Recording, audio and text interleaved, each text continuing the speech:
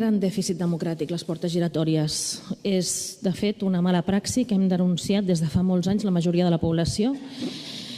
I què són les portes giratòries? Portes giratòries és, després d'haver pres decisions importants en càrrecs públics, doncs en l'àmbit en què has pres aquelles decisions importants que han beneficiat a unes empreses, doncs que tu puguis passar a un lloc de responsabilitat en aquella empresa que s'ha beneficiat directament. Seria el cas del senyor Aznar, per exemple, president del seu partit, que va privatitzar Endesa i va passar a cobrar 200.000 euros anuals en el Consell d'Administració d'Endesa.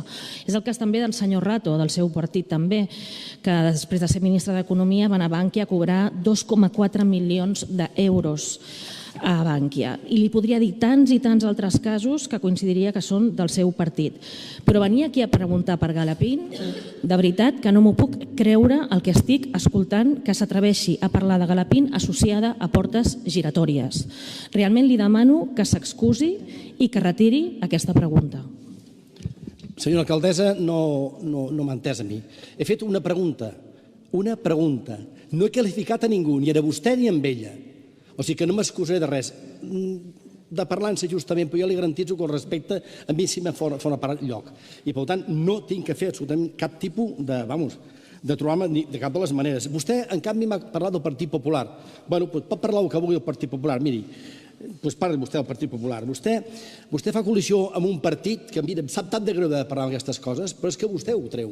Amb un partit que, mira, que és el campió de la corrupció a Espanya.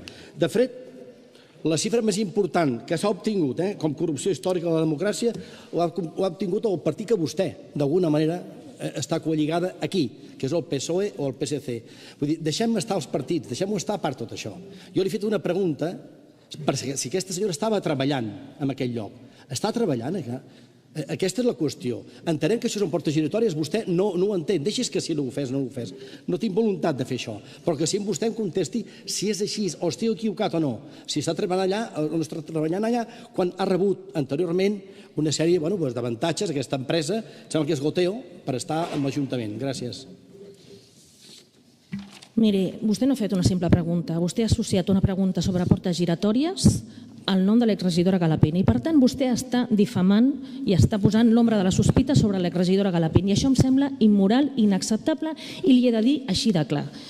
Si em preguntés honestament sobre la feina actual de la senyora Galapín, li puc explicar que és una tècnica, una humil tècnica a Goteo, que no s'està enriquint i que ella mai ha intervingut en cap subvenció a Goteo, que efectivament va rebre una subvenció de l'Ajuntament com tantíssimes altres entitats i empreses d'aquest Ajuntament. Aquest Ajuntament té milers de contractes i de subvencions, però la senyora Galapín mai va intervenir en un expedient per afavorir aquesta fundació. Però és que és més, és que estic profundament orgullosa de l'exregidora Galapín perquè és de les persones més honestes, més íntegres i més compromeses amb el bé comú que jo he conegut en tota la meva vida.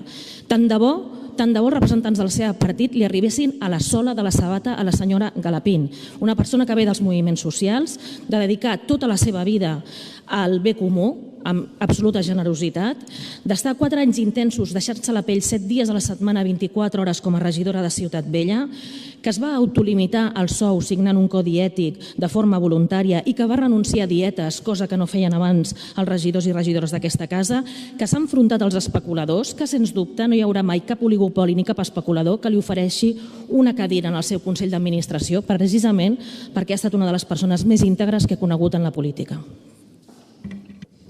No puc dir res. No, són 2 intervencions, senyor.